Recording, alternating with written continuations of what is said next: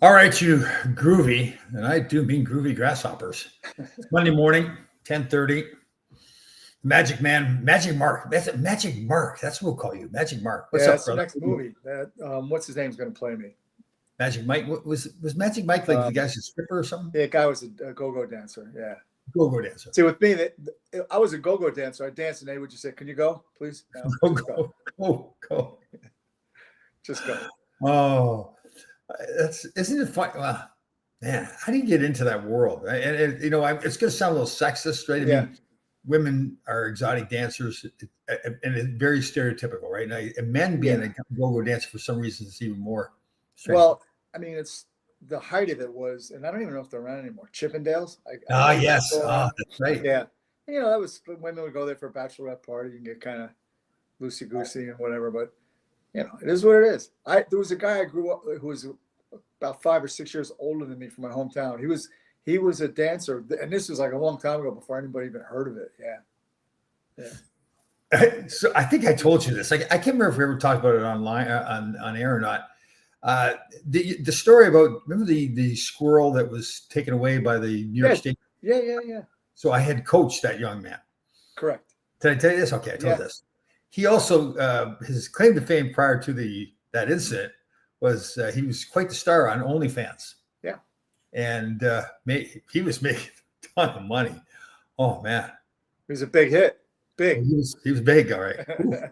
My son, my son sent me his ex account, and when I saw the pictures, you know how it is when you're coaching a young kid, like at 7 or 8 years old. You Yeah. see him as he gets older, you still view him as this young The kid. little guy. Yeah. Yeah. So when I saw these pictures, I was like, "Oh my god!" Mm-hmm. And I called him up, and he was dying laughing. As soon as he heard my voice, he knew what the conversation was going to be all about. Yeah. It was very funny, and actually, really, very intelligent guy. He viewed it as a business, was making lots of money, and it was pretty devastating. He was really that squirrel meant a lot to him. So. Oh yeah. Well, I think the state actually owned up to the Yeah. It's the world we're living in. It's nuts. I know, God. And it is what it is. I could go on, but I know. We cannot avoid talking about what's going on in Los Angeles. well, Right hey, this is what. Let me get to in the American Post, of course, the headlines. It's a picture of a guy on a motorcycle with the everybody knows it, with the Mexican flag. Yeah. So that's number one. And then you go like 8 pages in. There's this little article about a repeat offender, illegal, all kinds of crime in his history, in his past. And he shoots a body. Guy was doing security work, was a veteran, had done multiple deployments. He was a Marine, right? Yeah. Yeah, and paralyzed him. Right. Paralyzed him. And the Democrat district attorney down in wherever it was, I believe it's in Texas, I think already released this guy on his own record. But the whole point is, we got to get the bad people out of here. I mean, there's a ton of really great people that can stay here, in my view, but there's a ton of bad people that they got to go. Right. Yeah. What? Sometimes when you see these riots, well, a lot of times you see these riots, people, one side will say, or people will say, that these rioters are paid. Of course, they're not all, but a lot, most. Yeah. Right, a lot. So like George Soros has been blamed. Yeah. Is it George Soros? Yeah. Soros. There's other people, but Soros is the biggest one. And if you notice, they had signs. Yeah. What'd you make them in your basement? I know. And so what would be the best? What's he doing? Like, why is he doing this? Well, he hates his country. He's a communist. He's a Marxist. Made his money by screwing over Great Britain on their dollar a while back. But so does it benefit him in some way, or is it just spite? I don't know what his motivation is. He's just like that evil guy from Austin Powers kind of dude. Yeah. I mean, there's people in the world that are just evil. I don't know how else to put it. Look at Putin. Not a good dude. You don't want to hang around with him. And the thing is, you see a pattern here. When in Trump's first term, it was Antifa and BLM burning down the cities. Now this is their new cause. This is a new reason to do it. And unfortunately, you could pick. We're a big country, huge country, 350 million people, and there's going to be bad, events occur every single day, like that aren't like, so say a white cop and a black unarmed young man, this, that, and the other thing. It's going to happen. It's an unfortunate situation. but they use that Yeah. as a launching platform to do what they're doing. Man. Yeah. Good stuff. How was your weekend, young man? Good, quiet. Saturday, I don't even know what I did. I've been working out a lot more than I have been. Like you and I spoke. I took a little, not a break, but I kind of slowed Yeah. things down a bit. Now Yeah. I'm going really. I'm in training camp. For Well, I'm glad you brought that up, man. I tell you, I took a flat out break. I was off for months. Yeah. And mentally and physically, I felt I just was, I don't know if burnout was the right word or not. It's a mental thing, I think, more than anything else. Man, I feel unbelievable now. Like Yeah. back in the Yeah. gym. I'm really charged. I'm energized. Yeah. I'm sticking to my discipline. You know, when I'm working out, what I'm doing. Yeah. And, I feel much better about it. I just hope it lasts before I get mentally. Good morning. Secret agent. Yeah. 007. Our top agent. Yeah, I know. Good morning. Yeah, it's amazing, right? How you take that break and then get back at it. Oh, Yeah. How are you? I mean, we talk about diet. Mhm. Do you get your full? You don't count calories, right? Because you know your diet, and you get 3 squares a day. Yeah. So breakfast is 3 hard-boiled eggs. I do it different ways. Sometimes I'll do it with pickles. I started doing it with avocado because it's a really healthy fat, right? Yeah. And then mid-morning snack is a coconut milk yogurt with a scoop of peanut butter in it. It's all organic. And then lunch is usually some organic turkey. And I bought these. I use an egg white. It's like an egg white pita, so to speak. Right. And then, then dinner is. You have your eggs. You eat the whole egg, though. You don't eat just egg whites. I eat the whole egg. Yeah. Again, you and I've talked about this ad infinitum, but it just goes on and on. Everything they've been telling us is wrong. Yeah. Yeah. And there's nothing wrong with eggs. And in fact, we need a lot of. I mean, first of all, they're 98% bioavailable, meaning that the protein and the amino acids and the cholesterol, we need cholesterol. I don't know what, but so you're absorbing 98% of that. So in other words, like with a steak, you're not absorbing 98% of that protein. With eggs, you are. Right. And it's healthy fats. Why are you not just a different composition of the foods? Why you're not? Say again. So the egg and the steak. Or why they have different bioavailability? Yeah. Yeah. That I wouldn't be able to. I don't know, but I would assume it has something to do with just how it enters your blood system, obviously. But then dinners, we eat a lot of red meat here. Again, red meat's got a bad rap. In Hong Kong, which has virtually no cardiovascular disease, 85% of their protein is red meat. All right. And you red meat. So would you find a difference between a steak and ground beef? No, really. I mean, not really. It's red meat's red meat. Yeah, I mean, ground beef comes from the steak. Yeah. It's the percentage of fat. Maybe you want to go 90 or 80-20 or something like that. But even that, you need that fat. I mean, yeah. That's what they're learning now too, right? That like even avocado oil or olive oil is actually good for you, right? Yeah. Oh, olive oil is really, really good for you. And then she was too skinny for me, though. Pardon? She was too skinny for me. Yeah. Well, you kind of, you remind me of Bluto a little bit, big and angry and tough. Yeah. That's right, Pluto. I forgot about Pluto. Bluto with a B. Yeah. Yeah. Yeah. Pluto was a dog, I think. But anyhow, so the other day, have you been reading up or researching anything about grounding, like walking around in bare feet outside? And so I do a lot of self-talk. It's actually a healthy thing, like when I'm training, right? So self-talk? Yes, it's very important. Okay. No, it really is. Talking to yourself. Yeah, self-talk is a very. I think I invented that. I think. Actually. I mean, you don't want to walk around in public doing it because people are going to go, "Hey, man, is that Vinny the Chin Gigante? Who is this dude over there?" But anyway, so I was working out. I'm going through my thing, and I'm working out barefoot, and I'm thinking, because self-talk is obviously just being in your head, and I'm thinking, I wonder if this really works, right? I wonder if this is just like. And then I thought, I don't know, but I do know one thing. This I do know. Today, I'm not having any sugar. I'm not eating any processed foods. So even if it doesn't work, what harm am I doing? Yeah. Well, it works because you're telling yourself it works, right? Yeah. Sometimes, well, that's placebo effect, but which is also thank you in Russian, placebo.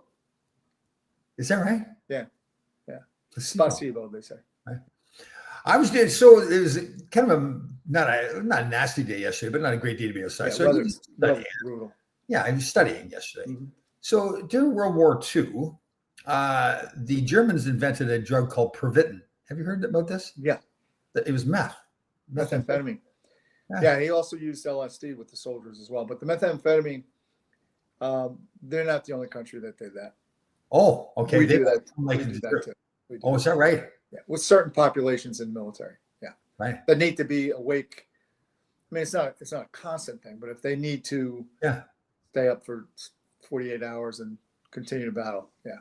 And they also made it sound like, and obviously they were doing a full study on it, but it didn't sound like there were side effects to it. I mean, obviously long term. Oh, there is though. Yeah. Oh, yeah. Well, I mean, it's meth. Any way you look at it, it's methamphetamine. Whether it's, what we think of meth that they make in a bathtub with battery acid and Sudafed, but no, it's a chemical compound. It's very powerful, and this is used medicinally or pharmaceutically with Adderall. Is a methamphetamine. Really, Adderall is. Yeah. Wow. Which is again, I don't know, man. You're going to give your kid some speed. Look at his food first to see why Johnny can't focus in the morning. Did you send him out to school with a Pop-Tart in his belly? It's another one of those things, though, that's become like, okay, just give him Adderall. It's the easy way to do things, right? He's not paying attention. Yeah. Just if you look at Kennedy's Health and Human Services put out a report 2 weeks ago, probably. If you look at the increases in certain medications in the past 20 years or so, it's phenomenal. Phenomenal.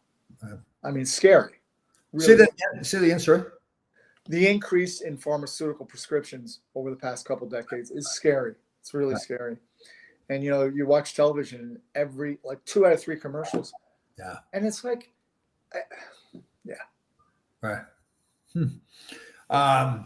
What was the other one? Oh, the other interesting thing they were talking about yesterday was ADHD, and that we've been trained. I want to hear your opinion on this. We've been trained to think the negative about it, that there's something wrong with somebody. Right.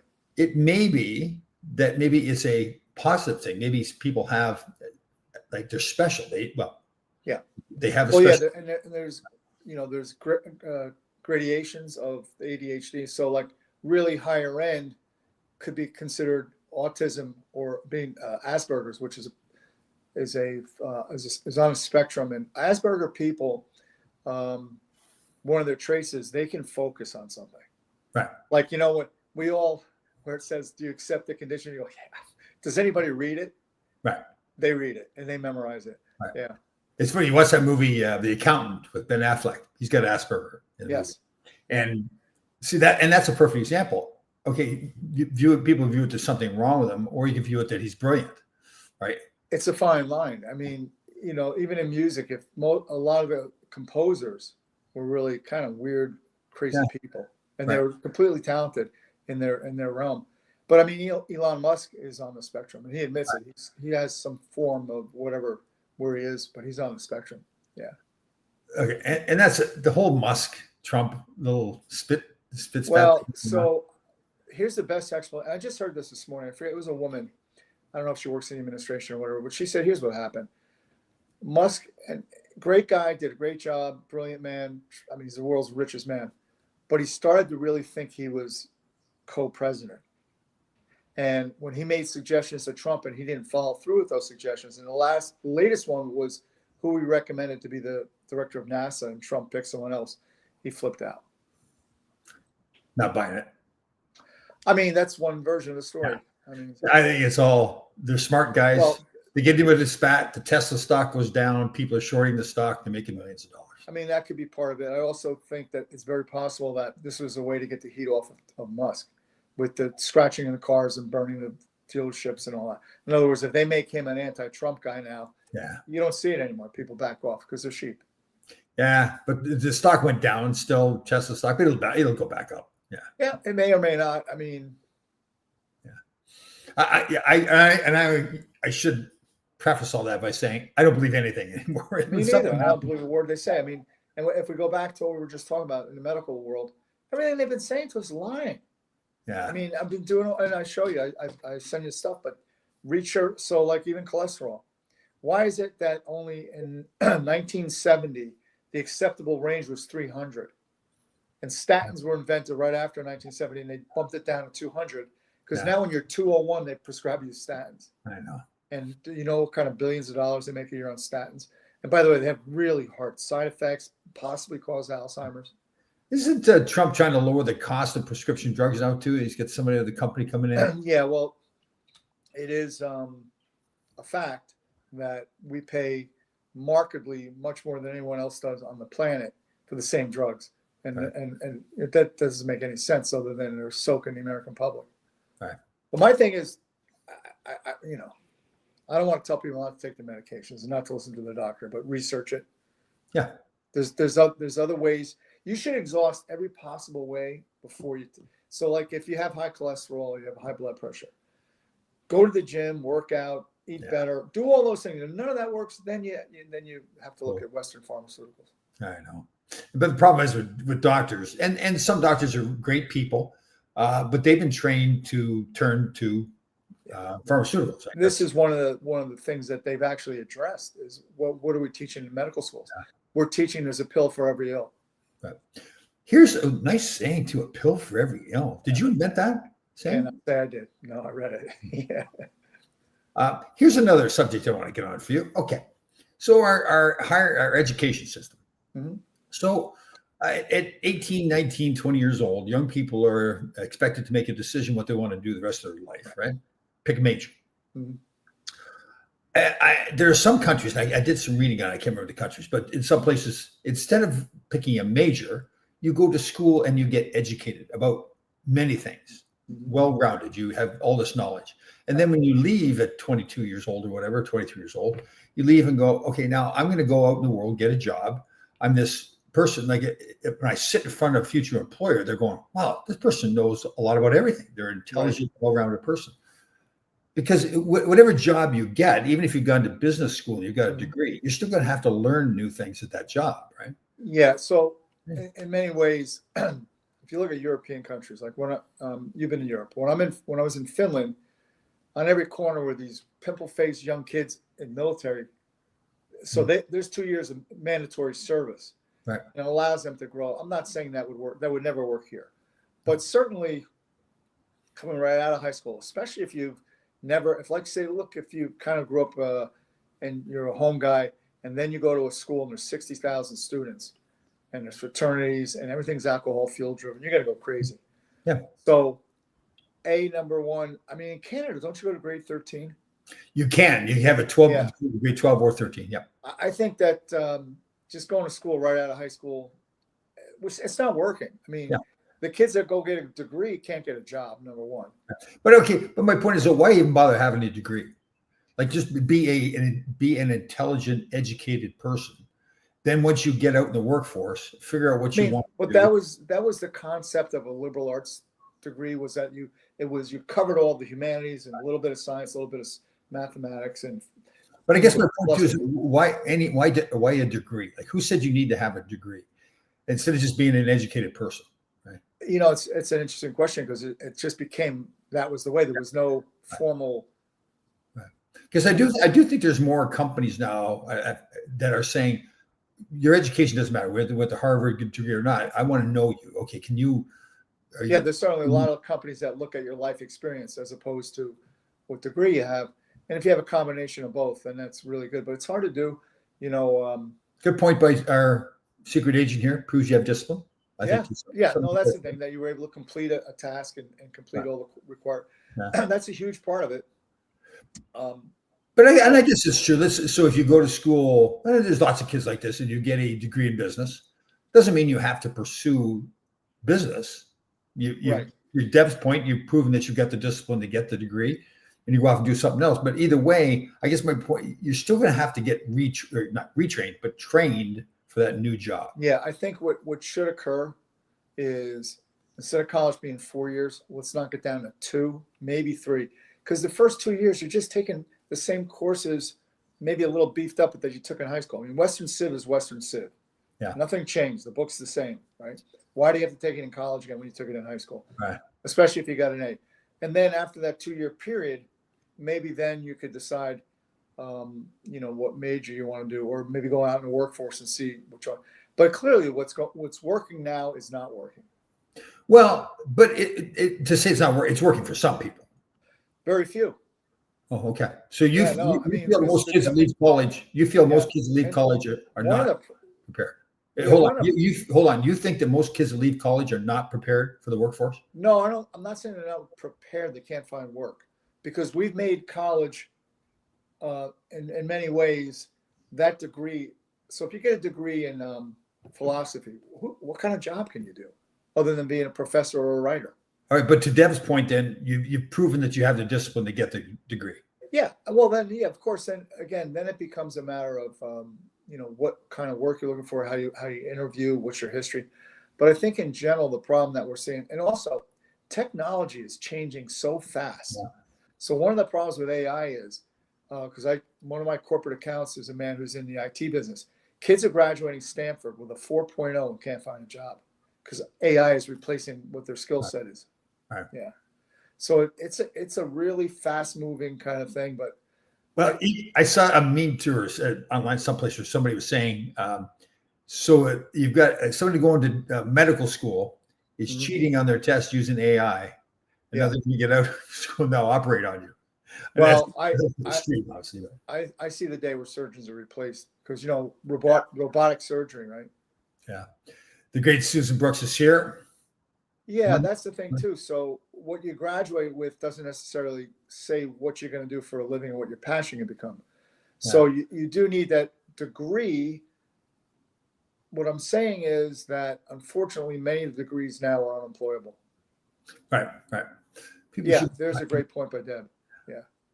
and where is that? I think in Japan they were talking about how the flip side, I go back to when they first start school, they Mhm. don't take any tests until they're like 12 years old or something like that. Yeah. It's just all, Well, and in some places, and maybe in Japan as well, they don't have custodians cleaning the hallways. They say the kids, no, you're making the mess, you're cleaning up the mess. Yeah. It was a pretty cool idea to think about it. Yeah. I mean, that would never well, fly here too, but. you can only do that in a homogenous society, which Japan is. It'd be great to Okay, homogenous society. What's that? meaning there's only Japanese people who live there. You can't move there as American. It's very difficult. So they don't allow. So their country is people that live there, by and large, all Japanese. But it's a great. I like that way of doing things because we become our school systems. And if there's any teachers out there, maybe you can back me up or disagree if you want and tell me why I'm wrong. But it's all about testing because the federal money comes from the testing results. Yeah. And kids are learning, they're being taught how to pass a particular test. And they're really, so I think that's a problem too. Yeah. What did you graduate from college? No. Yeah, I didn't either. 4-year scholarship left there. Wow. I mean, part of the issue was that the Rangers wanted to sign me once my senior year was done. But I honestly I wasn't prepared. I wasn't adult enough to really, focus on it. Right. I mean, and the thing is, later in life, when I developed passions, and let's say like exercise phys or kinesiology, kind of self-taught. I would buy periodicals. That one in particular was a sports science journal, came out bi-monthly, and they would have synopses of different research stuff in sports science. And what I would do is, if I found something interesting, and I wanted to go further into it, I'd kind of research who wrote it. Well, they tell you who wrote it, but I'd find out where he or she is, and I'd call him. oh, interesting. And I tell you what, I had Mike Stone, who's in my business is a very renowned sports scientist, so to speak. Hour and a half. He was like so kind and like, somebody actually called him about a paper he wrote, a study. That's a great point by you for young Yeah. people coming in. If somebody is an expert like Mike is in that field, and somebody calls him up, asks him opinion, very often it's like, wow, that's cool. Like they really get excited. I do. If somebody calls me up and wants my opinion, I go, well, yeah, I've studied this stuff, and now somebody's recognizing that I'm smart. Yeah, and then there was another study that had to do with they did it at NISMAT. I'm sure you've been there. Nichols Institute of Sports and Medicine Therapy at forget the hospital. Rangers use it. Oh yeah, yeah. So they wrote a research on, does riding the stationary bike shorten your hip flexor? Kind of an important thing because that's going to affect your stride, right? So like same thing. I called them up. They were happy to talk to me. And then years later, I had to bring the Rangers there, and I met the guy because we did a summer testing like with Pavel Brendel and Lundmark and all those kids. we brought him there to do body fat and VO2 and all that kind of stuff. And I met the guy that I spoke to many years prior to that, so it's pretty cool. How much? So I turned pro in 1980. Mhm. Since 1980, how much do you think we've learned about sports medicine, training, and all that? How much do you think we actually knew back then, but didn't care to apply it? I would say that there's light years difference, and it's nutrition also. Yeah. It's psychology part of it, but more so it's the nutrition. That's a huge part. I remember one time somebody said to me, a woman who was really fit, she says, well, it's when you eat too. I was like, what are you talking about? I'll eat when I want to eat. But it is true. It's part of the equation, right? Yeah. One of the things I said to Beth, it's interesting that humanity's figured out how to blow up the planet thousands of times over, but we can't figure out what to eat and when to eat. Okay. So now let me add this though to that equation. We're constantly evolving, right? We're learning new things. Don't you think that's part of it too with what we eat? That we're learning what we thought we knew back then is now when new science comes along. Yeah. So I guess it goes back to my earlier statement about who's writing the research, who's funding the research, and they've been lying to us. So a lot of it really takes an enormous amount of work on our part to research and kind of filter through it all. There's been, and again, I'm not political here, but there's a lot of talk about and anger about Trump removing money from Harvard, right? And their counterpoint is, well, it's going to affect Harvard's research. And I say, like the white paper they wrote in the 60s saying that sugar was not toxic to it. And because that particular research was funded by, who do you think? The sugar industry. So, there's good and bad. I mean, there's tremendous research that's done there, I'm sure, that saves lives. That's the problem. There's good and bad. It's figuring out what's good and what's not good. Yeah. The problem in this country is we look down on certain occupations. I think Shep is valuable. Yeah, absolutely. Well, I know Danny's kind of joking, but it is a point, right? 100%. Yeah. Like, go ahead. No, I was going to say, my dad told me something, and it pertains to what Danny said. Don't ever look up to anybody, never look down to them. Look them in the eye. Sure. And the guy that's a truck driver, that dinner you're eating, he delivered to the store. So without him, you're not eating. Oh, totally. Well, we've talked about it before. My father, grandfather are incredible men. They're farmers, right? Yeah. And yet they knew, I'm sure they knew more about nature. Yeah. Than some people that graduate with a 4-year degree, because they lived it every single day of their life. Yeah. And they knew so much more about, like, they're like trying to, because they didn't have any money, they were trying to fix things all the time, create new things all the time. They'd fail or it wouldn't work. They never stopped. They couldn't stop. They just kept going. So the things they knew, pretty incredible. This is why, if you look at some of the indigenous population and how they maneuver it, like saying the rainforest, how they live and what they do, and it's a whole way of thinking, and we don't have that. Most people wouldn't survive 2 days in the wilderness, maybe not even. Yeah, because we don't have the skill set to survive. Obviously, was doing a lot of studying on the weekend, so obviously we know who Freud is, Sigmund Freud. Who's and his there's another contemporary of his, Adler was the guy's name. You heard of Adler? I hadn't heard of him. Yeah. So Freud thought it was more like, if people had problems now, it was looking back at their childhood. Yes. And figuring, okay, why does Adler's more thought process is, okay, that's part of it, but we also need to look forward too. So you have things that have happened to you. Don't dwell on that. How do we move forward and not just blame what happened to you in the past? I thought pretty interesting. Yeah, no. And also research Freud's nephew, a man by the name of Edward Bernays. Have you researched him? He's a great marketing guy. Yeah. Yeah. And it's brainwashing. It's all. Yeah. He created breakfast, really, didn't he? Like getting the sausage. Yeah, he worked hand in hand with TV, and it's brainwashing. Yeah. And don't think the CIA and have him come in and chat for a bit and tell him what to do. Yeah. Yeah. It is funny when you do. Well, man, I was studying a lot in the weekend. I guess I was bored. Now I'm talking about all this stuff. But it was interesting. Another video I saw was talking about who really runs the world. Talking about BlackRock and State Street and breaking it all down and everything. So it's cool. Yeah, it makes you wonder. Let me see. Who do we have here? Dengen. Who's Dengen G? I don't know, but he's right. Oh, I know who this is. This is Dennis. This is Mr. Wonderful. He runs all the clinics for the Rangers, a lot of Oh, them. cool. Yes. Awesome. Yeah, Mr. no, he's right. Wonderful. Yeah. You know what? he's And he's going to hate. Hold on. He's going to hate that I bring this up. He's a great guy. Very funny. Very dedicated. When he goes to an event, it's organized. Great, fantastic job. But of course, I have to pick on him as much as possible, right? But he gives it back pretty good. He's good. Good. So he inadvertently, we were at a clinic last week, and he said when so the kids are on the ice, they get the shin pads. So it's the learn to play hockey for free, basically what it is. So the Rangers supply all the stuff. The kids go out there and skate with shin pads, elbow pads, gloves, helmets, so they're safe. And then when they're done, they have to take the stuff off. The Rangers then take it back. So he inadvertently said, when the kids get off the ice, we'll undress them, meaning we'll take off the equipment. Of course, I have to now say, oh, hold on, you're going to undress them? So and this is between us, we start calling him, I can't even say it. I can't say it. yeah, I get your point. Yeah. Well, So he's a fantastic human being, though. So, but to his point, concentrate on going to try to delete bad, and that's very true. Because if you start thinking about the bad, man, you're not going to get out of bed. Yeah. One of the best sayings, and I know I told you this, one of the best sayings I've learned lately is you don't get what you want, you get what you are.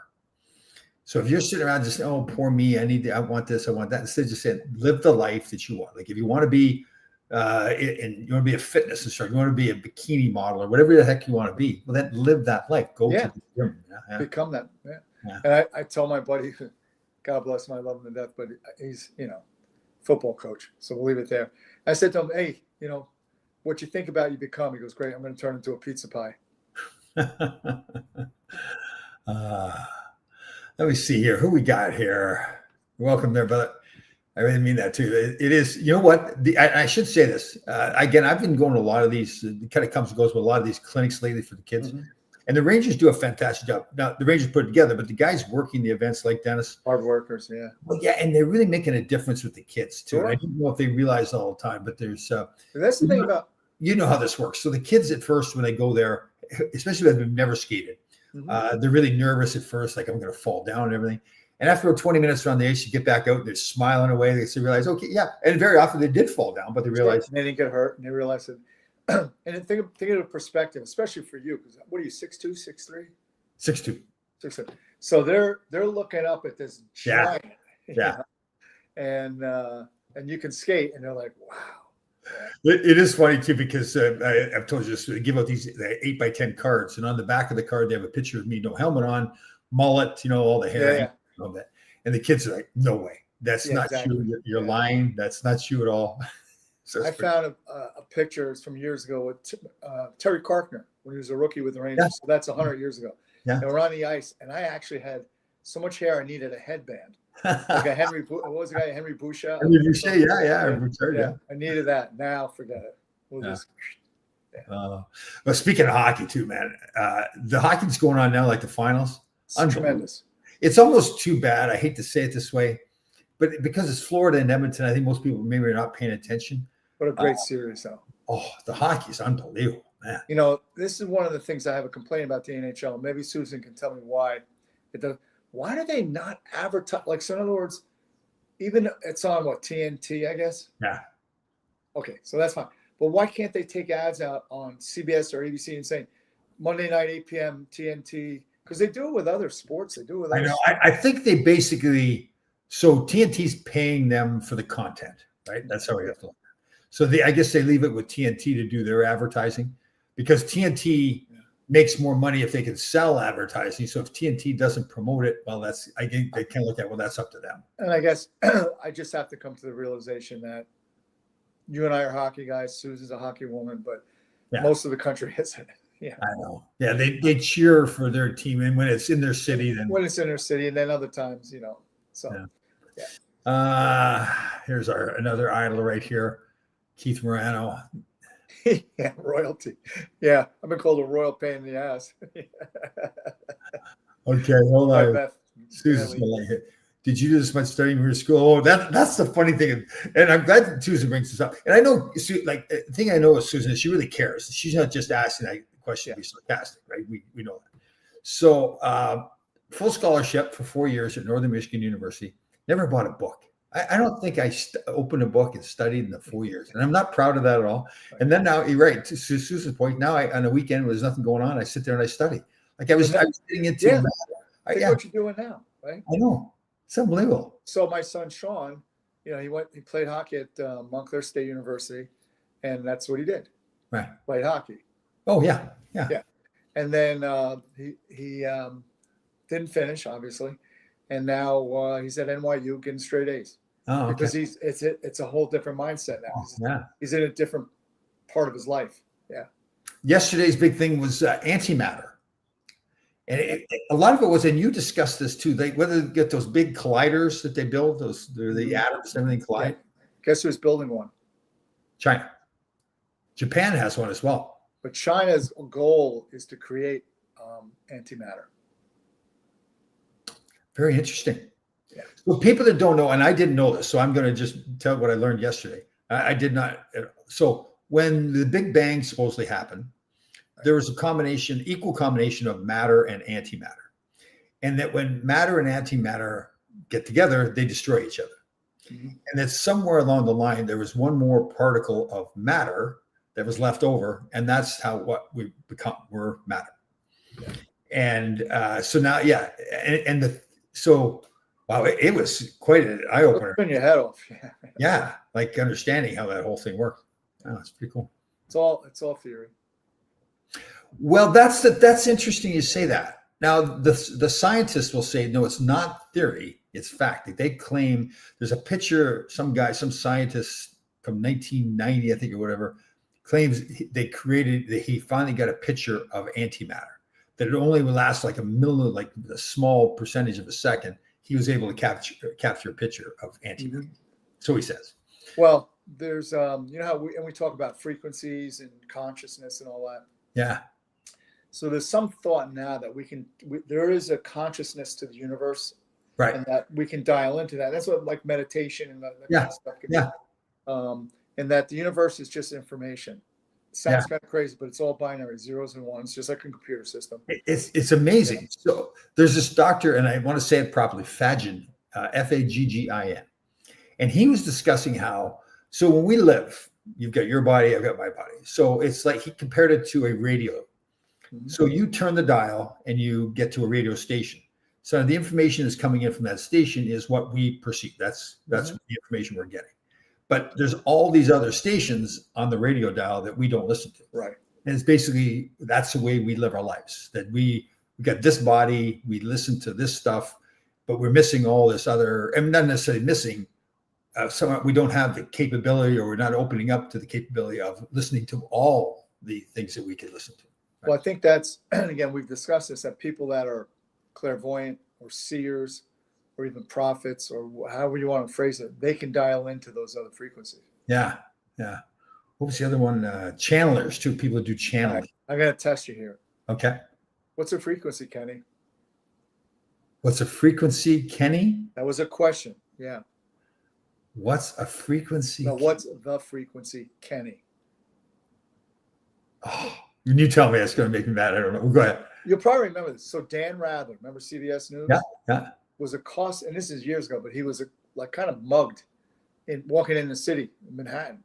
Right. And the guy said to him, "What's the frequency, Kenny?" So he must have mistook for somebody else. I don't know what it was all about. Oh. But it became a very famous kind of saying, like, "What's the frequency, Kenny?" Yeah. Oh, I've never heard that before. Dan Rather, Google it later. Yeah. Oh. Yeah, more useless information in my head, but anyway. No, I like that so stuff. I'm repping Mo Beard today. Who, what? Morristown Beard Academy. Oh. Yeah. So Bruce Driver's been there for decades, and he brings me in every season or so to work with the guys. And good group of kids. Very cool. What do we got going on here with the great Wonder Woman? Talk about incredible. I didn't see it. I heard they said. Yeah, I heard about that. Match ever? Yeah, I'm gonna watch it later on YouTube, Susan. Are you really? Hold on. Are you really gonna watch? Are you just saying? Now, let's be honest. Are you just sucking up to Susan saying that? Are you really gonna? A little bit, but it's the truth. I enjoy all sports. I mean, right. I marvel at anybody's talent. I mean, you know. Even golf, like is golf considered a sport? Oh, I love golf. Yeah, of course it is. It's eye-hand coordination. It's course management. There's a lot that goes into it. Yeah, but you can't make any like a golfer. Like if somebody talks when the golfer is swinging, they get mad at you. Like what kind of? Yeah. you Well, can't- that's not Tiger Woods, because you know what Tiger Woods' father used to do? What? When he was like 3 years old, he beat his backswing and he let an air horn go off. He did. is Yeah, that what you think? Yeah, that's the type of training he did. Yeah. like who? Man. Like what? Okay, let's stop. How about race car drivers? Are they athletes? Actually, research how physically demanding it is on your body Right. to drive a race. It's incredibly demanding. You lose a lot of weight, and there's G forces involved. It's very demanding physically. Yeah. But so is there a physical skill to it though? I mean, you're driving around in a circle. Well, I mean, it's defined skill. You know what I mean? Right. Like, so in other words, to me, to drive a car 200 miles an hour on a turn, that's a skill that I don't have. Right. Is it the same skill as a backhand top cheese? No, but they're not the same apples to apples. Right. What, so name a sport that you think that's called a sport out there that you question whether it should be called a sport. Is there one that you, Poker. poker? Yeah. Remember, you don't see it much, but on ESPN they said poker. Like, when did that become? That's true. They do have it Yeah. on ESPN and everything. Yeah. Yeah. Or better, how about cornhole? Well, I know why you're laughing. It used to be something back in the day completely different than it does. Well, why? Why would they call something I don't know. cornhole? Yeah. But I mean, they got cornhole tournaments on it. I know it's a big thing. Yeah. Yeah. When I worked, there's a sport network called One World Sports, and we would cover the KHL, like the Russian league. Yeah, And yeah. we would cover all these weird sports. Darts was a big thing. Big in England, man. That is a Oh. huge They- sport in England. It wasn't huge, but the places would be packed. Now they weren't huge Yeah. places, but yeah, it was a big deal. Yeah. Or bowling. Some people don't find bowling to be a sport. Well, I took bowling in college, so I mean, Oh God. Kenneth. Did you throw overhand? Well, that. Oh, is that, I'm sorry, she's right. What's the frequency? Kenneth. Oh, it was a Kenneth. Oh, okay. So she knew about it. She knew Yeah. about it. Yeah. Good one, Dad. That is funny. But so I'm sure I told you a story. So my senior year, I was failing a business class. I had to drop the class and take, because it was halfway through, take 4 1-credit classes. So bowling, phys ed, racquetball. Now the fourth one was a classic because I'm now captain of the #1 ranked team in the country, They're skating. beginning skating. Yeah. Oh God, my poor coach was the teacher of the class. And so of course, back then I'm thinking, so what? It's no big deal. I'm thinking skating. So I show up at practice and he looks at me, he comes over to me, he goes, what are you, like looking at me, like, what are you doing? And he says, don't show up, because it's all based on attendance, right? So if you show up once, I know you're not going to show up at all. He thinks I'm going to show up because maybe there's going to be some cute girls in the class or something. So, funny. But it's funny that we're discrediting bowling. Can you bowl a 300? No, you're right. Well, it is. There's a lot of skill to bowl. And how about, and I know you just did this recently. I did it with the Warriors. We were up in Wisconsin, and then we had a layover one night in Green Bay. And we did curling, which I'm like, that's not. It is really hard. Yeah. I mean, The whole skill to it and everything. Yeah. oh yeah, it's yeah. not easy, man. Yeah. Not easy. What do we got going here? Motocross and. Well, yeah. In Yeah. fact, motocross. Years ago, I read this. I was reading some research. What are in order, the most physically demanding sports to play? Number 1 was soccer. Right. Number 2 was motocross. Soccer was one of the most physical. Yeah, demanding? because you run like, I don't know how many miles you run in a soccer game. That's true. Yeah. And they fall down, and pretend they got a broken brain or something. Oh my I know. Motocross, and the thing about motocross guys, when they'll run, it's not one race. I mean, they run multiple races a day. Right. And I didn't ride motocross, but I used to ride dirt bikes. You're never sitting. You're always in a standing position, on your bike. I'll tell you the one sport, no pads, head-on battles, rugby. Oh, that's insane. They've got to be the toughest guys in the You planet. know what another one is too? Irish hurley. So, Hurley. Right. I mean, they throw it up in the air and they hit it like a baseball, and you got to try and cross-check them. And the goaltender has nothing but a smile on. And they're hitting this thing like 200 miles an hour. It's like a baseball coming. That's right. It's insane. Yeah, because if you go to block it and you miss, you're eating that stick. So there's rugby and there's also Australian rules football. They're similar though, right? They're similar. Yeah, I don't know what the difference is, but I know they have a big tournament in New Zealand. The rugby tournament's Black something. The All Blacks, isn't it? All The Blacks. Yeah. Yeah. They do the haka. They call it the haka. Yeah. You see them do the haka? Yeah. Far up. There's some spiritual thing to it or whatever too. Yeah. Oh yeah, for sure. Yeah. Spiritual. Have you not been doing your piano stuff as much online? Oh, Yeah. I mean, I just haven't put anything up, but I still play every day. Right. It's fun for me. Yeah. Like mentally it's good, right? Like you're learning. Yeah. So YouTube has a lot of, and this is like, it's so great now that you can go on YouTube, and if you have an interest in whatever it is, Right. And they have all kinds of lessons, and obviously you need the basic foundation to understand what they're talking about. You know what I mean? But it's cool. Right. I enjoy it. Yeah. There's another one too. Highlight.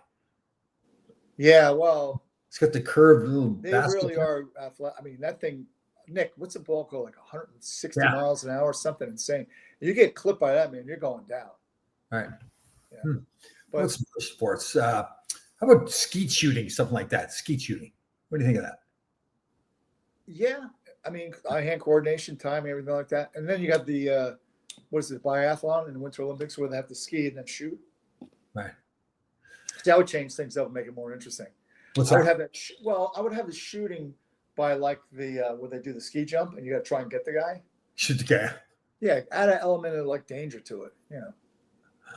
Let's think about that. What sports could you combine to make like a really? I don't know. Well, that obviously had a Nordic military. Had to be. That's how that came to be. But yeah, it's kind of. I have seen some shooting and videos. skiing. You see the ones like there's like a big soccer field where they're playing hockey on a big soccer field. Yeah. What is that called? Bindi. Yeah. Is that Bindi? Is it Bindi? Oh, okay. Something like that. Yeah. Huh. Yeah. I mean, it's a huge sheet. Yeah. Yeah, and it's a ball too. Yeah, and the net's sticks the size of a soccer net. right. And I guess the sticks are more like field hockey sticks, right? Yes. Yeah. Yeah. There's another sports, field hockey too. That's sick. You don't have any pads. Oh, I guess there's little shin pads, right? Well, I because lacrosse was not a sport that we knew about down here when I was a kid, and then I went to Hold on. It's amazing. Like you and Keith are like quantum. You're quantum. we're entangled. Yeah. Quantum entanglement. That's right. Yeah. As soon as you talk about lacrosse and hockey, There you go. Yep. people that don't know this. So quantum entanglement is when two particles could be they're twins. You could be millions of miles away. When one moves, the other moves identical. So Yeah. Keith Morano.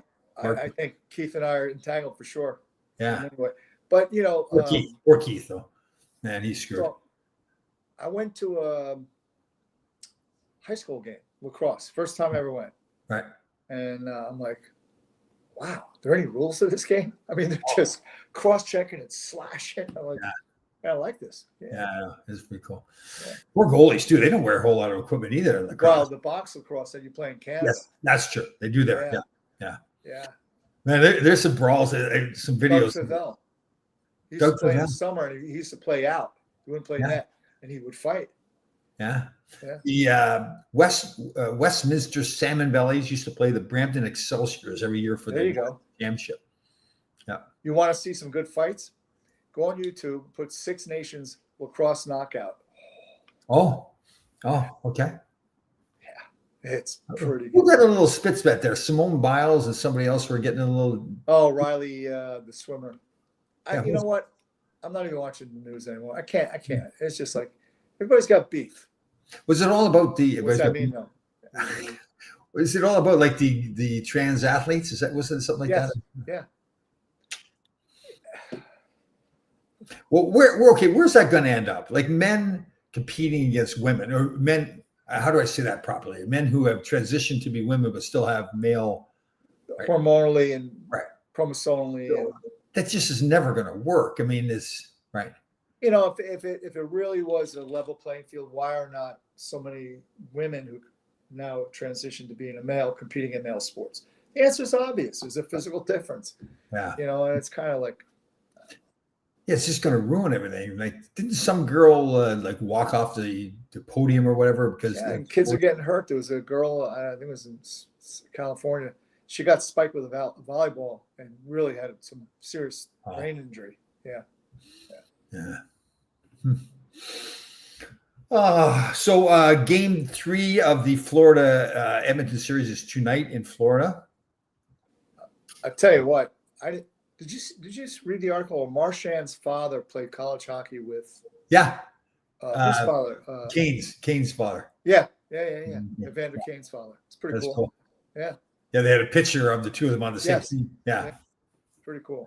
I'll tell you what, I give Kane credit. He changes that team a lot for I Edmonton. was just gonna say he really, and he's been behaving. Yeah, totally. You know. And I think what they've done too, like there's been a couple, I think we talked about this, been a couple of videos of him showing up in the Rolls Royce before games and not being on the team bus and everything. Right. And just is just my guess. I think the leadership there, particularly McDavid and Draisaitl, said, listen, we don't like what he's doing. It probably, but you know what? He's going to help us win. Shut up, deal with it. To me, that's leadership right there. Well, too. I mean, you have a personal perspective. You played with Gretzky, so I'm sure that changes the dynamic of the room immediately. When it's Messier or Gretzky or Yzerman or Mario or one of those guys. The difference, though, I'll tell you, it's a great point. The difference with Wayne was, though, he went out of his way to not be perceived as doing something different than the team. Like Mr. McNall, the owner, was fantastic, had a private jet. So we'd be someplace on the road, and instead of taking the regular flight the next day, he would want Wayne to be, to fly home. We'd have a game the next night, whatever it was. And Wayne would make sure that he brought guys like myself on the plane, because he knew I wasn't going to complain, but he knew that, okay, it's going to look bad if he's getting treated special. Well, let me ask you this. When you're playing on a team with a guy like Wayne, do you think you're less likely to think so much about what you're doing personally and thinking about your ice time, or how can I help the team? Oh, totally. Yeah. You know what I'm saying? Yeah. And that's a great point for you. So everybody talks about how great of an athlete he was, but it's a super point for you. That's one of the biggest things with him. He showed that, okay, because he would play those 3 or 4 minute shifts. Right. But you always felt that when he did it, it wasn't being selfish. He really felt like he had something going for the team. I talked to my old buddy, Timmy Waters, the other day. We played together a couple of years there in LA. And we were joking. It was funny, laughing. He was driving someplace with his nephew or something, or cousin.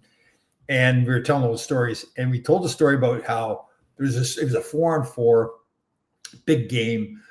Him and Bernie Nichols go on the ice 4-on-4. And he goes, because they view it, this is their chance to score. So he turns around, and Robbie Ftorek was coaching. He loved Tim and I. He would play us. If he had his way, we would have played 60 minutes a game. So Wayne turns around, Timmy and I are skating on the ice, and Wayne goes, like he rolls the eyes like this. Timmy and I, we've been around a long time. We knew, and I think Wayne apologized right away because he didn't mean to do it, but we laughed and said, don't. It was just a reflex. Yeah, we understood it perfectly. It was, we knew who we were, and we weren't what Wayne wanted at that particular time. So people know it was like Wayne wanted to be out there with Steve Duchesne, who was a great offensive player. Yeah. And we totally understood it. But it was like, it was funny because Brian Maxwell was the other coach, and he just loved him and I. Right. And to the point, it was almost embarrassing sometimes because the rest of the guys like Tim. Well, his game was similar to yours, wasn't it? Yes. Yeah. So if a game got out of hand too, and we were winning by 5 goals, 5 minutes ago, he goes, "You two take a break." Like we go sit at the end of the bench. But it's true. I think like with those kind of level players, you may have heard Sean Avery telling a story when he was a rookie with Detroit, and they're playing Colorado. And he started chirping Sakic. He felt a hand on his shoulder, and his Yzerman said, "That's Mr. Sakic." Mr. Sakic, yes. Yeah. I think it was Brett Hull, but either way, it was, Or maybe it was Brett Hull. Yeah, it was Brett Hull. Yeah. That's funny. All right, we didn't touch on this. I'm glad Susan, once again, Miss Wonder Woman brought this up. It's a weird story. People don't know Pete DeBoer was a coach at Dallas, been around, had success, great guy. Ottinger's a goaltender, game 6, correct? Yeah, I think it was. Yeah. Right. So they were playing in their own building. I was game 6, and they had gotten down by 2 goals, but it wasn't just the 2 goals. It was early in the first period. The game was clearly out of hand. Edmonton was just destroying at that point. And Ottinger, who had played fantastic for the team, Pete DeBoer pulled him from the net and put in a backup goaltender with hardly any experience, and took a lot of heat for it. I viewed it that he wasn't necessarily pulling the goalie. He was trying to change the momentum of the game.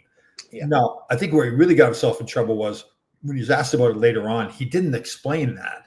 He just more piled on Ottinger, saying how he had not played well against Edmonton, so he got fired.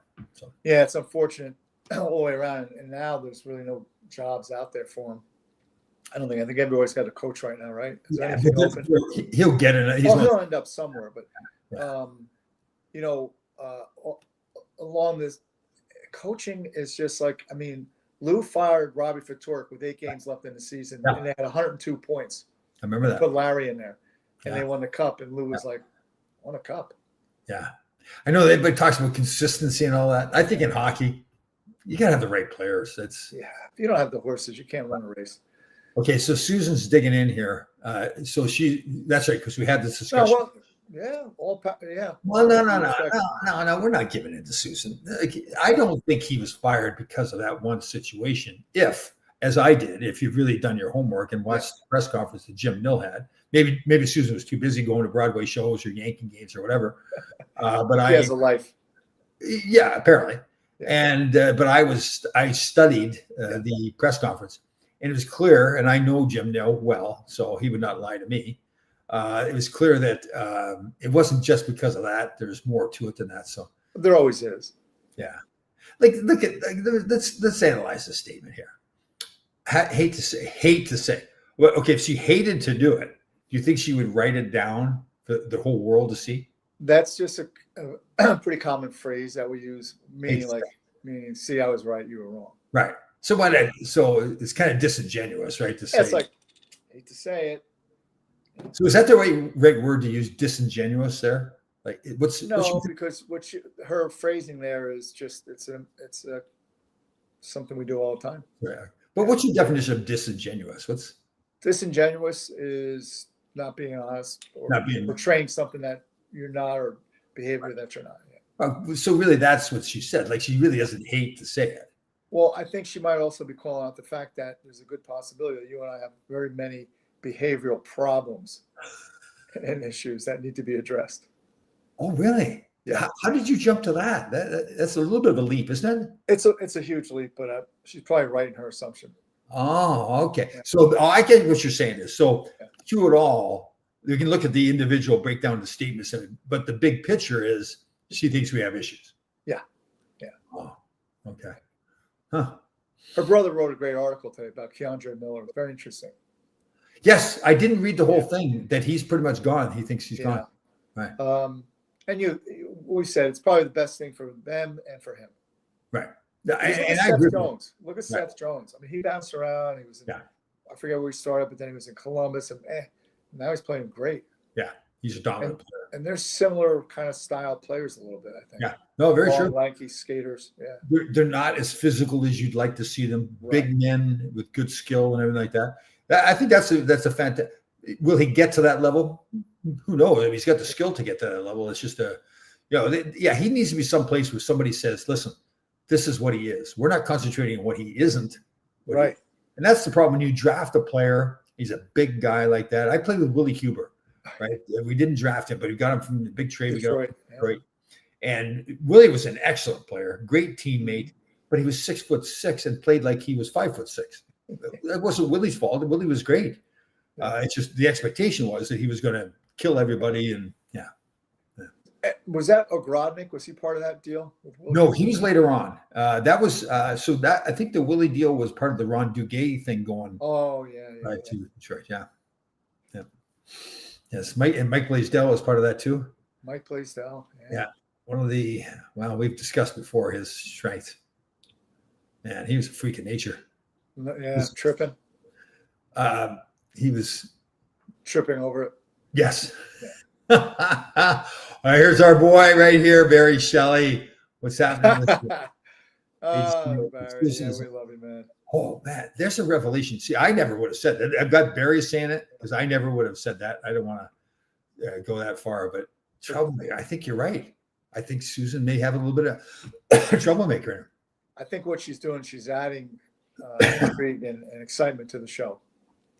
Do you think she's consciously saying that? Could be. I mean, pretty smart woman, so she knows what she's doing. So you don't think it's just something that she just cares about herself and she wants to get her opinion and all that? She I think thinks. very subtly in a motherly fashion, trying to mold us into being Oh, okay. So she's watching us. Okay, she's saying, okay, out of love. It's a I'll place let of them love. go. Yeah. If they're struggling, I'll come in and save them. I'll rein them in. Right. Rein them in. Yeah. So rein them in, is that REIGN, rein? So you get the reins on them. You're correct. Yeah. Right. Huh. Or you can reel them in. Really? Yeah. Rein. So the second part of that, Larry. So Laffy, what do you do about Laffy? I mean, Well, okay. So he's getting 7 years, or does his new contract kick in this year? I think it kicked I don't in. know, but he's making a lot of money. Right. And long term too. It's like 7 or 8 years. Mhm. So you think, okay, so if you make the decision that you want to move him, who's going to want him, and what will they give you for him? Because he's a project right now, right? Because he's shown he has a ton of skill. It could be. Yeah. What do you think? Is it he just New York City lifestyle, or is it just? I don't know the kid, so I know. I hate to say it. It almost seemed like, okay, I've got my contract. Now I can take it easy. right. And again, now here's the positive of that. They obviously believed, and I do too, that when he was playing, like the season before this past year, he was incredible. Like the playoffs was very physical, like the toe drags and everything. He showed the skill he's got. So he's shown that he's got it. Is it just a case of the fact that he got the contract, decided he would, maybe he didn't even mentally like say it to himself, but just kind of became lackadaisical. And now he'll sit back and go, wow, I'm screwing this up. I can be a great player. Now you end up getting that player that you thought you had, right? Yeah, I don't know if I give up on him yet. He's got size, he's got strength, he's got a lot of talent. Right. I guess his skating has been a little suspect, but he's in the NHL, so skating can't be that bad. But here's the thing too, and I think Chris Drury, I don't know if he say learned from this or not, is the right way of putting it, but with the whole Trouba thing, that came very open in public that they were trading him, and then they didn't trade him. And I felt like, and maybe this was not correct, they almost felt like, oh, okay, well, let's just move on. He can come back in the locker room. It's going to be fine. It just doesn't work like that. Once a name gets out there, like, for Kreider, for example, and I think it's a foregone conclusion, they're going to move him, right? And I think he's pretty much said it. And that's good, because once it now gets out there, it was out there during last season, because there's a guy that, whether you like him all the time or not, has been like a lifetime Ranger. That he's been a Ranger. Yeah. So now you've got to move it. I got to tell you, there's another guy, and you mentioned it with K'Andre Miller. I think when they move, it's hard at first. I was moved. I wasn't to the same level Kreider was. After the fact, you look back, go, I needed to be moved. It was time for me to move on.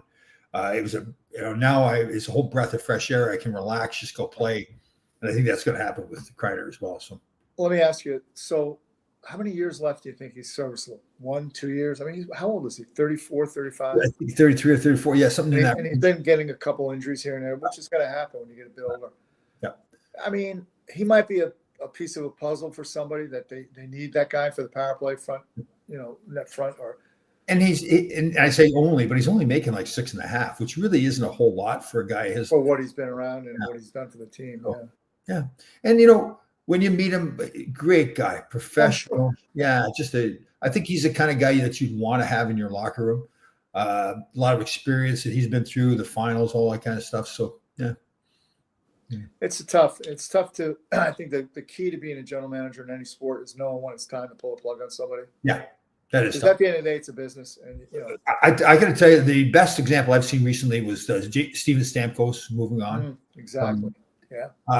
And again, you don't wish him ill will or anything like that, but and again, they showed, we've talked about this too, and I never really thought about it, but they showed a chart of all the guys, other than like Crosby and Ovechkin, most of the guys within a certain range, when they reach that 32 or 33 years old, that are point producers, their point producing drops off, right? It's just a fact. It's whether you're mental, physical, both, whatever it is. And I think and again, that's going to be the trick with Chris Drury, like changing this team around. It's not just for the next couple of years, and it just like the old days. 5 years. Yeah. So it sounds like I tell you. Listen, I got to tell you with the Rangers, and I don't. Chris Drury, good, bad, and different, whatever he's done. I do like what Mr. Dolan has done. He's whether it's Chris Drury that said it to him or not, or Mr. Dolan recognized it. He sent a message. Listen, you guys in the locker room, you're not running the team. You're players. We are. Yeah. General manager's running. He's the general manager. Coach is the coach. You bring in a strong personality like Sullivan.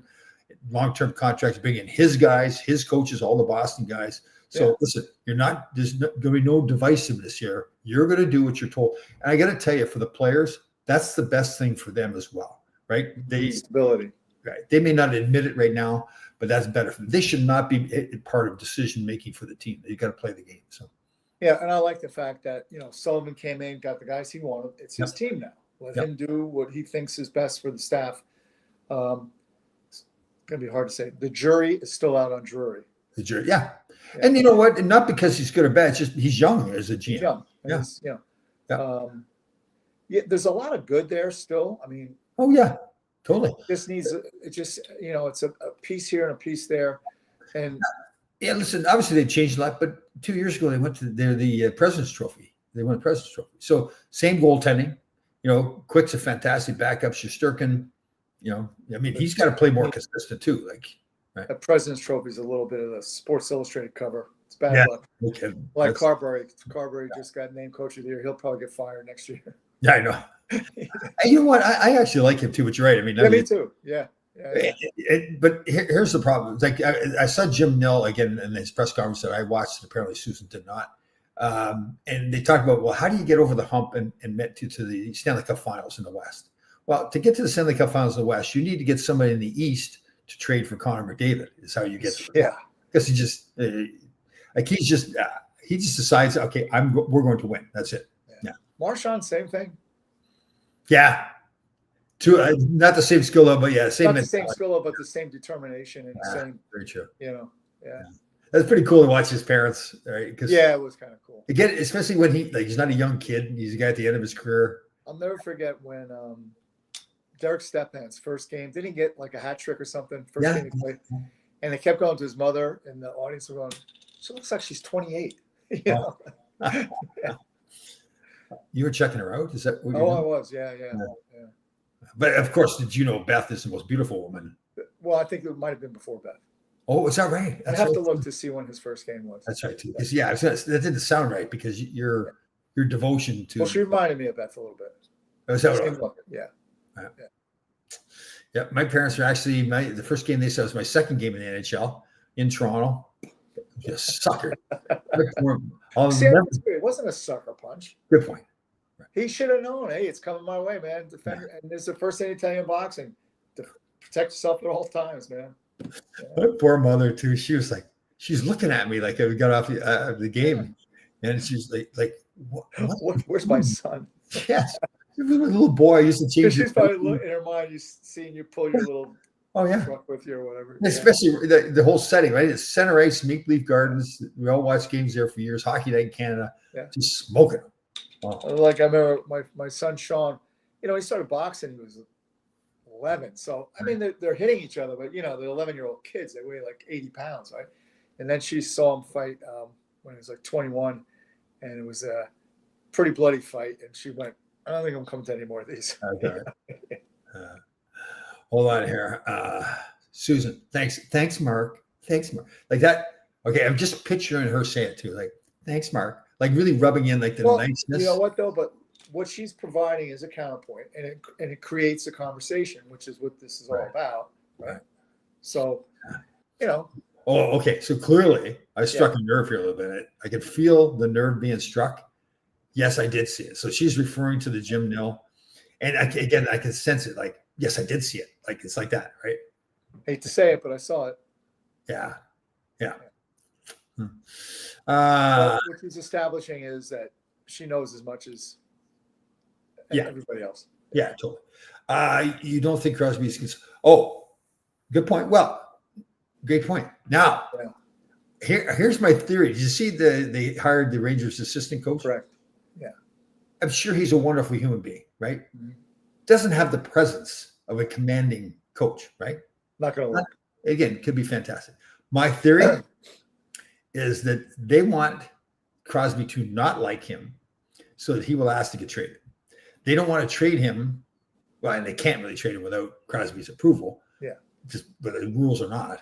But they want Crosby to go and ask to be moved. Then they can say, we did not want to move him. He wanted to move out. Because he's not going to approve of that coach.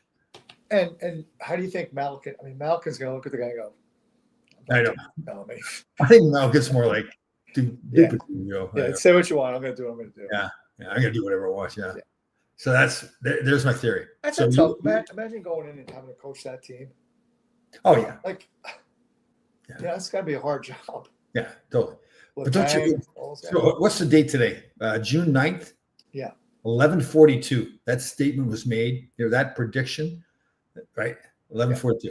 So I didn't use some quantum mechanics, some quantum computing or whatever. This is my intuition. This is just your intuition. Crosby. So will it even happen? It may happen before the season. Like, so Do you Crosby, really think they're going to move Crosby? I think they want to move Crosby. Yeah. Where do you think he would accept to go? Toronto?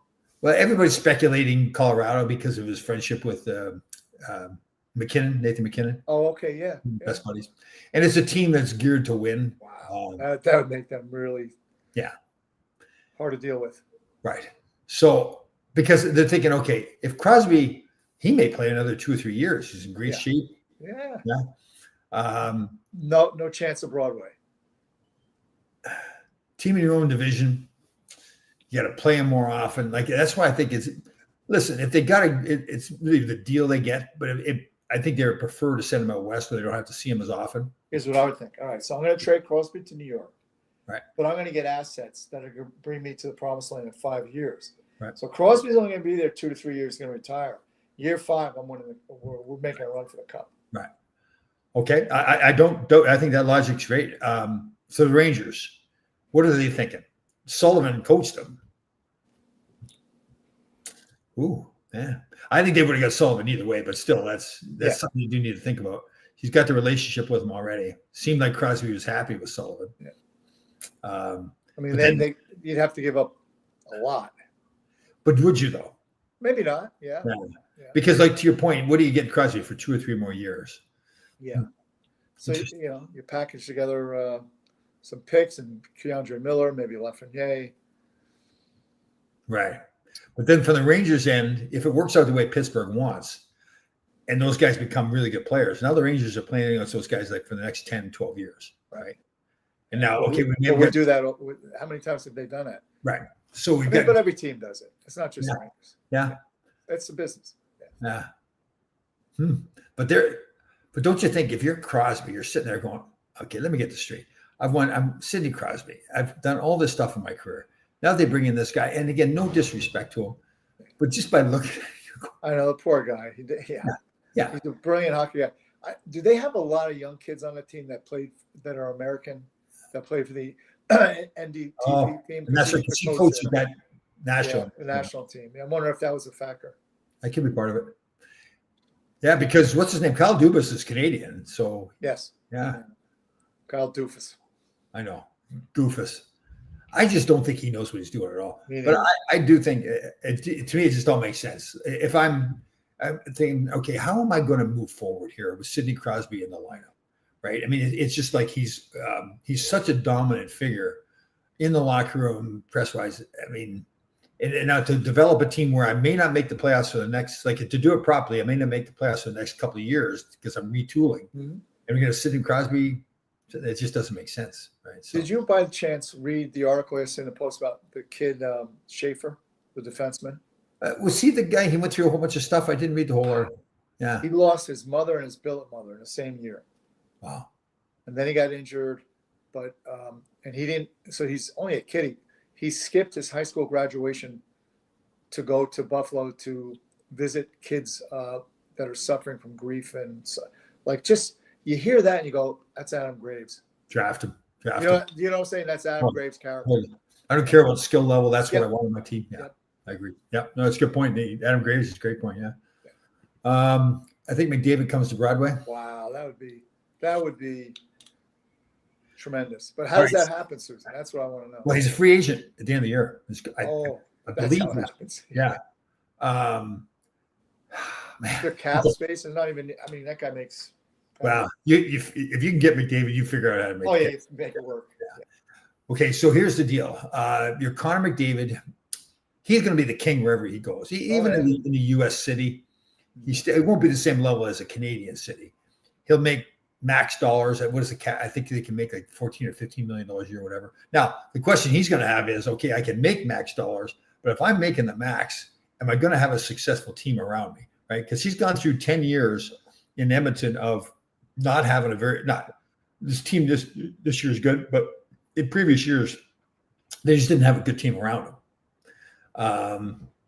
The other thing is if you're going to make max dollars, do you want to go to Nashville, Florida teams, Dallas, tax thing, you're paying way less taxes? Yeah, I think so there's two thoughts. If they win the cup this year, then you can say, well, I won a cup. So that part of my journey. Right. And so the tax is a big difference, but think of the endorsements you're going to make playing in New York as opposed to Nashville. Oh, no question. More endorsements in Canada than New York too. Yeah. Because when he's in New York, for instance, he's competing against Aaron Judge, all the football guys at the Knicks. When he's in Edmonton, when he was in Canada, he gets all of it. Yeah. No, that's a good point. Yeah. Yeah. So it's not happening. Yeah, I would be surprised. It would have to be really, and his old agent is actually the GM there now too. Who's that? GM where though? In Edmonton. Oh, yeah, I don't know who it is. I know. I can't remember his name. Actually, he was a former player too. But Matt, I don't know. You kind of wonder, like, okay, so they're at the finals again. If they don't win, does he say, "Screw this, I need to win"? Yeah. Or if win, that's a big. I think that's going to be a huge factor. Right. And if they win, to your point, he also says, "Okay, I've won my cup. Now I can go someplace else." I mean, he's going to want to win another one, but at least you have that one. Yeah. Does he go to Tampa? Like Tampa's a place. Like Florida would say, "Okay, we'd love to have McDavid, but we're winning without him." Right. Where do we put him? Right. So Florida. Not where do you put him, but who do we? Yeah. Yeah. And I don't think Dallas has got the cap space. They could find it.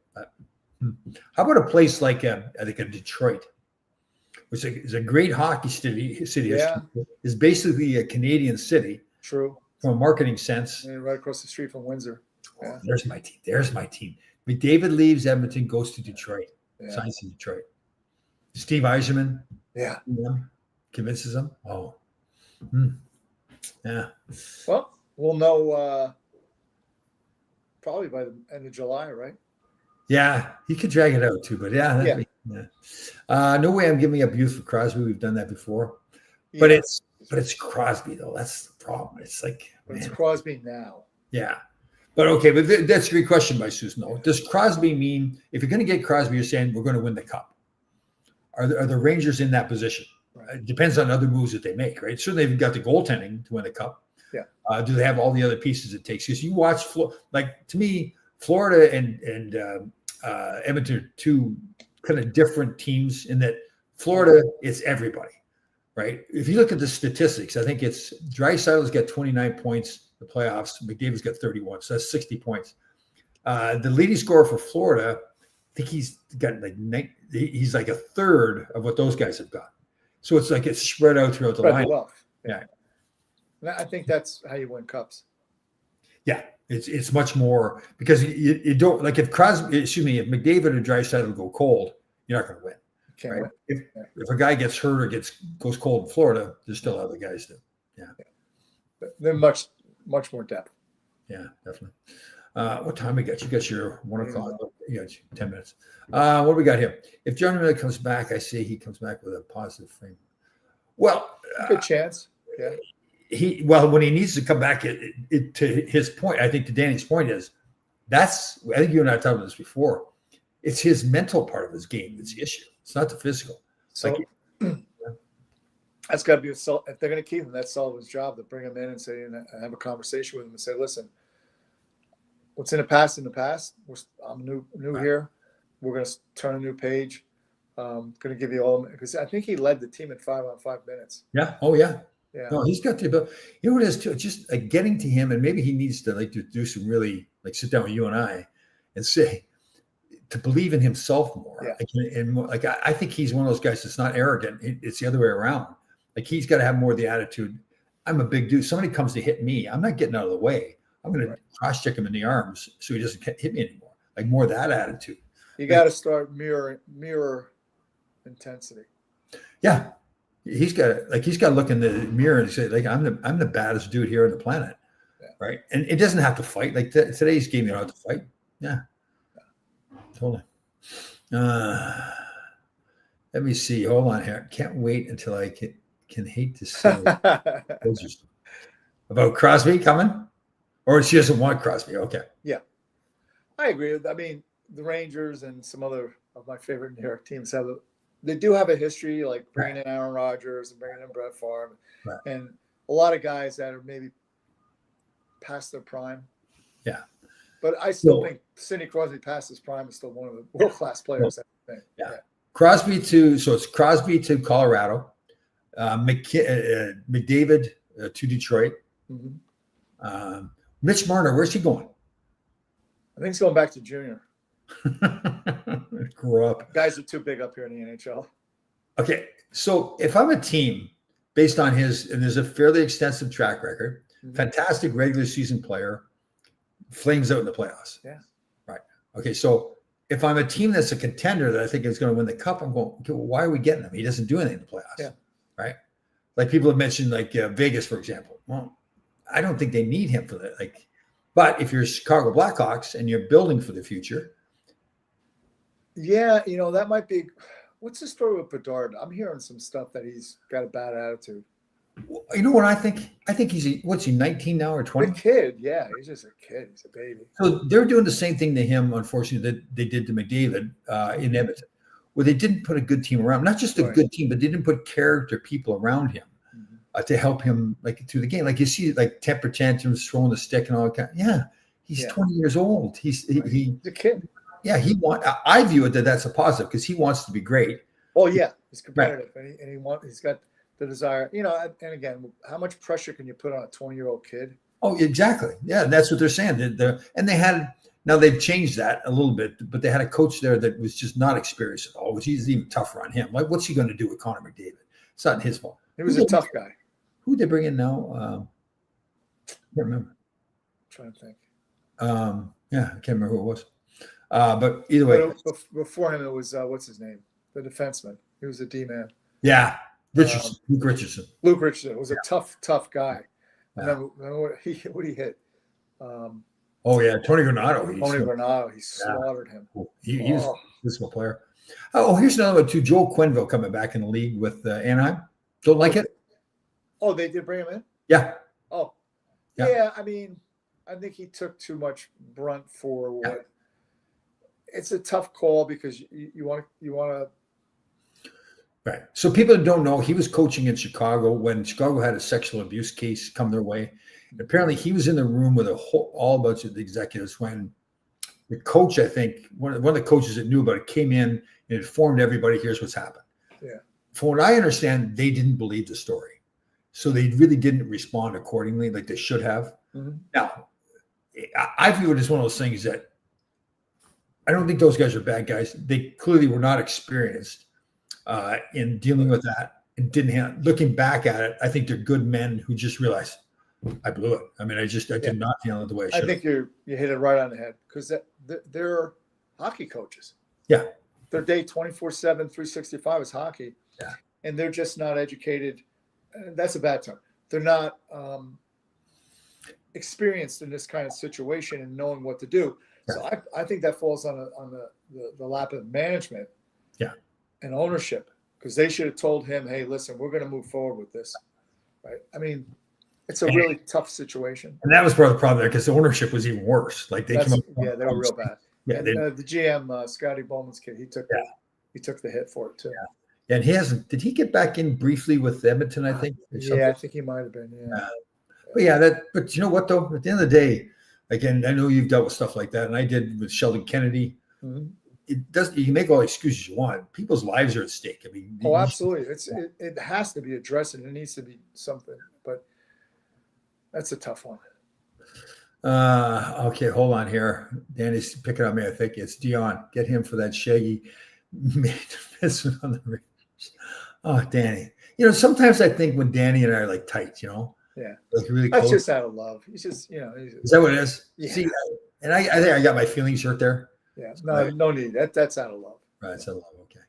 Yeah. One more question here by Danny. Do you think the Islanders will land a big name free agent or the Rangers? Yeah, totally. They have in the past. Yeah, totally. Yeah, I mean, listen, as much as we all love the Rangers and I'd love playing with the Rangers, not every player wants to play in New York City. I know it may seem strange, but there's some guys that want to get away. They don't want the pressure. Yeah. Yeah, the whole idea of playing in the middle of Manhattan, just, I mean, it may sound strange to us because we love it so much, but there's some guys that. I mean, they've brought in guys like Yashin. And, yeah. Yashin, Yager. Yeah. Definitely. Wayne Gretzky, Mark Messier. Yeah. Oh, no, I'm sorry. Yeah, I got the other way around. I'm talking about Ranger guys. Yes. I'll be okay. No, maybe I won't be okay. Who knows? All right, we got to let go of Mark here. He's got work to do at 1 o'clock, a couple minutes coming up. Everybody, again, we're back on it. We want to make sure we're talking about the 988 hotline, helping each other, mental health crisis out there. Yeah. It remains. We need to continue to work on that. So everybody have a fantastic week. Mark, you know what? Enjoy the game tonight. Just keep being who you are. I mean, the world, the universes. They're starting to align. Right, for you. Right. Because you're there. That's why, because you're in the universes. That's what it is. All right, buddy. See you next week.